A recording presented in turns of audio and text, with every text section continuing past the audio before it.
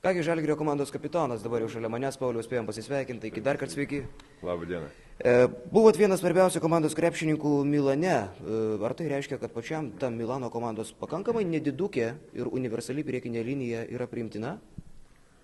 Sunku pasakyti, paprasčiausiai kiekvienos rungtynėse išeini, žaidži, stengiasi, neaišku, nesvarbu, ar didelė ar maža ta linija, paprasčiausiai Milane pavyko gerai sužaisti.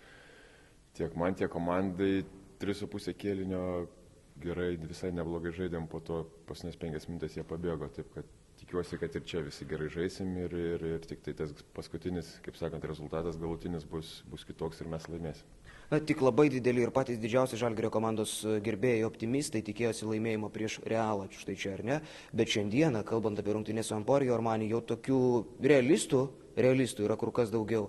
Ar dabar paskutinės treniruotės metu komandos viduje, tuose pasitorimuose jautėsi ypatinga koncentracija, tuo pačiu ir dėl to išorinio spaudimo, kuris aišku yra?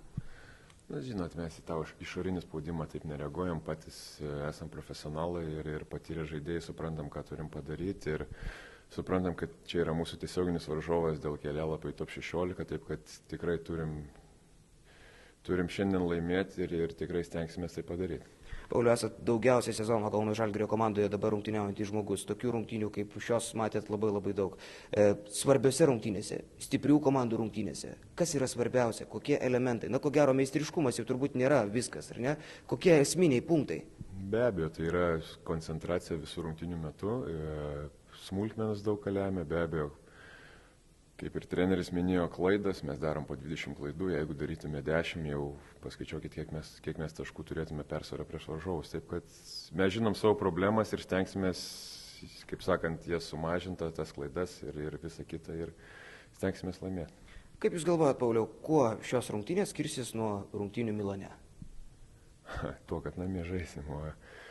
Nežinau, paprasčiausiai kiekvienas rungtynės yra skirtingos ir nežinia, kaip jie šiandien žais, nežinia, kaip mes šiandien žaisim, bet manau, kad bus įtemptos varžybos ir atkaklios, jie mėgsta greitą žaidimą žais, mes gal stengsimės lėtinti labiau žaidimą, nežinau, žiūrėsim ir manau, kad bus tikrai įtemptos ir gražios varžybos.